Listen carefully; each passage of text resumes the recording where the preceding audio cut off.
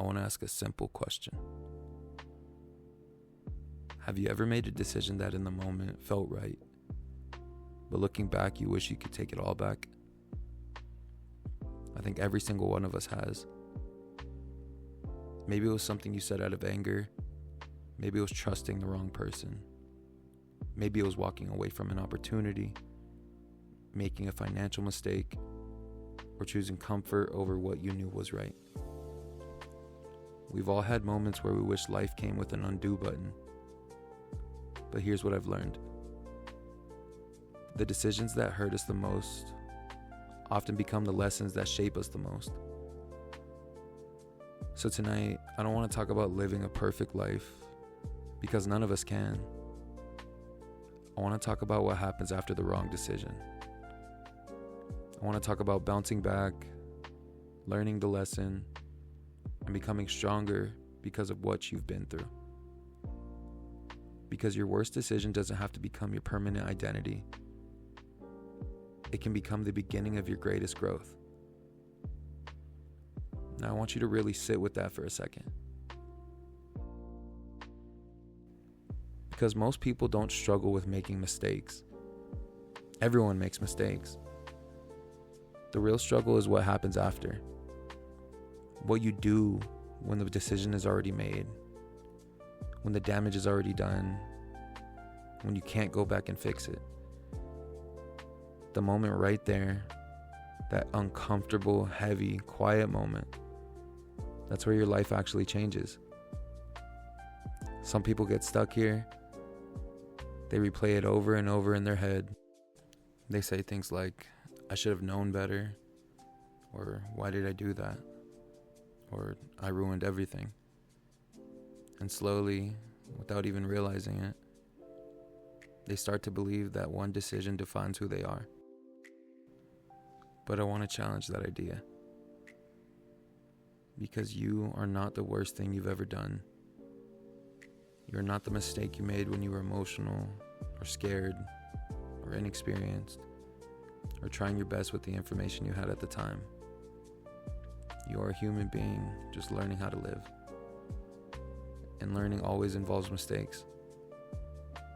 Think about when you were a kid learning how to walk. You didn't get up once and just run perfectly. You fell a lot. But you didn't sit there and say, maybe walking just isn't for me. You got back up again and again because something inside you understood that falling was part of the process. So why do we treat emotional, financial, or relational mistakes any differently?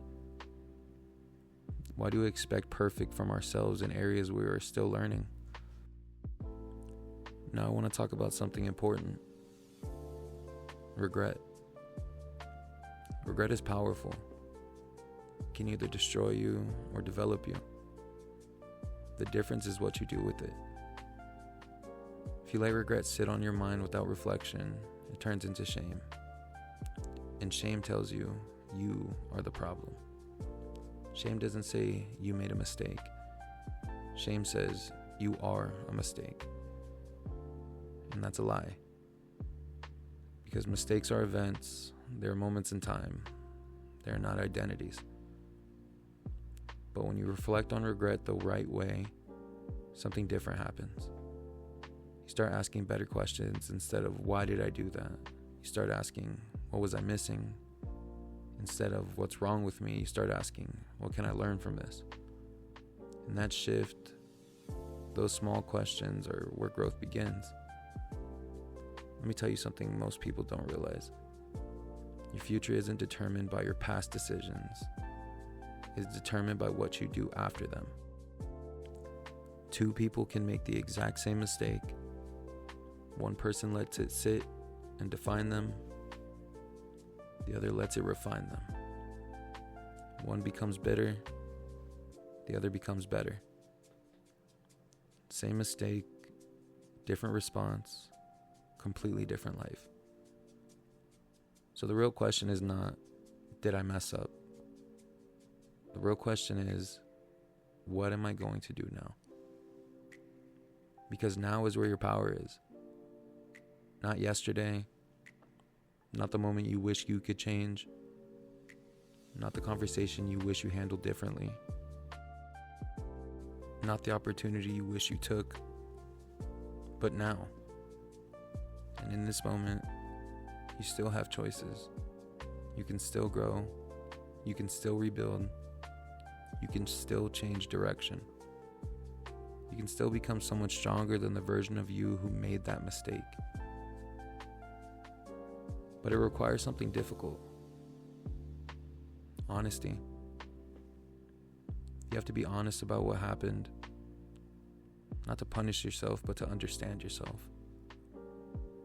Because if you don't understand how you got there, you're likely to repeat it. That's one of the biggest hidden dangers in life. Not just making mistakes, but repeating unexamined ones. So take responsibility, yes, but don't take on identity. There's a difference between saying I made a bad decision and saying I am a bad person. One leads to growth, the other leads to paralysis. Now let's talk about something even deeper. Forgiveness. A lot of people think forgiveness is about letting someone else off the hook. But sometimes the hardest person to forgive is yourself. You replay your mistakes like a punishment. You hold yourself hostage to a version of the past that no longer exists. And you think that by being hard on yourself, you're preventing future mistakes. But in reality, constant self-punishment doesn't create wisdom. It creates fear. And fear doesn't lead to better decisions. It leads to smaller lives. Forgiveness doesn't mean you ignore what happened. It means you stop letting it control who you become. It means you say, yes, I made that mistake, but I'm going to learn from it instead of live in it. Because you cannot build a stronger future while constantly tearing yourself down over the past. And I want you to imagine something. Imagine two versions of you. One version is stuck in the past. They're replaying the same mistake, carrying the regret, avoiding risks, afraid to try again because they don't want to fail again. The other version has learned from it. They carry the lesson, not the shame. They move forward with awareness. They're still cautious, but they are not afraid. They are wiser, not weaker. Same person, different mindset, completely different life trajectory. So which version are you feeding? Because every day, through your thoughts, your self-talk, and your decisions, you are reinforcing one of those two identities. And here's the truth I want you to really hear tonight. Your life is not over because of one bad decision. Your story is not finished because of one chapter. And your identity is not locked in because of one moment. You are still writing it, and the most powerful part of your story is not the mistake. It's what you do after it. Do you grow? Do you reflect? Do you rebuild? Do you rise? Do you stay stuck in the moment that already passed? Because life doesn't reward perfection. Life rewards resilience.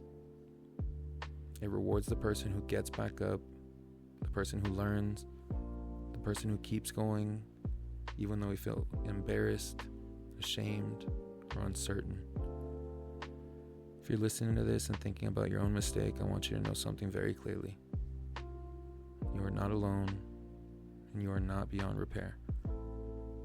You're in the middle of your story, not the end of it. And the next chapter is still unwritten.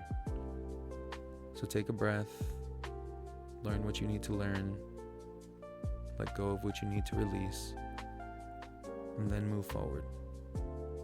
Not as someone trying to erase the past, but as someone who has grown because of it.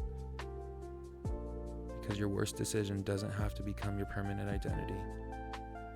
It can become the beginning of your greatest growth. Until next time.